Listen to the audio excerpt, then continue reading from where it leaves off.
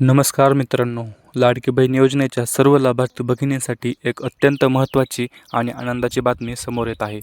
मित्रांनो, जसे की तुम्हा सर्वांना माहिती आहे की काल 27 ऑगस्ट रोजी शासनाकडून जुलै महिन्याचा थकीत 1500 रुपयाचा हप्ता बहुतांश महिलांच्या बँक खात्यात जमा करण्यास सुरुवात झालेली आहे. पण अजूनही अनेक महिलांच्या मनात प्रश्न आहे की अजून आमच्या खात्यात पैसे का आले नाहीत किंवा रक्षाबंधनाला दोन्ही हप्ते एकत्र मिळणार का?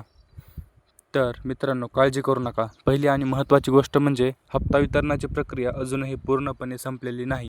आज 28 ऑगस्ट म्हणजेच रक्षाबंधन दिवशीसुद्धा महिलांच्या खात्यात टप्प्याटप्प्याने पैसे जमा करण्याचे काम सुरू राहणार आहे.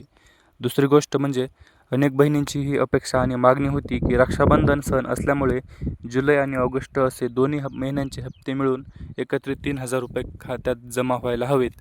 पण मित्रांनो, सध्या तरी शासनाकडून फक्त एकाच हप्त्याचे म्हणजेच 1500 रुपयांचेच वितरण सुरू आहे.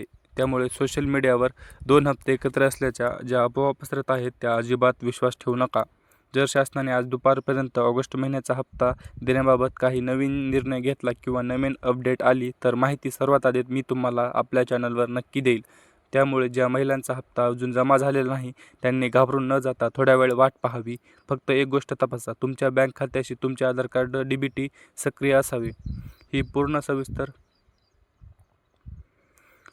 PDF मी सुव्यवस्थित तयार केलेली आहे, जेणेकरून तुम्हाला सर्व माहिती एकाच ठिकाणी वाचता येईल. तुम्हाला जर ही माहिती आवडली असेल तर व्हिडिओला नक्की लाईक करा, तुमच्या इतर लाडक्या बहिणींसोबत शेअर करा आणि ताज्या अपडेटसाठी आपल्या चॅनलला सबस्क्राईब करायला विसरू नका. धन्यवाद. तुम्हा सर्वांना रक्षाबंधनाच्या हार्दिक हार्दिक शुभेच्छा. आणि कमेंटमध्ये नक्की सांगा की पुढचा व्हिडिओ कोणत्या बाबत पाहिजे आहे.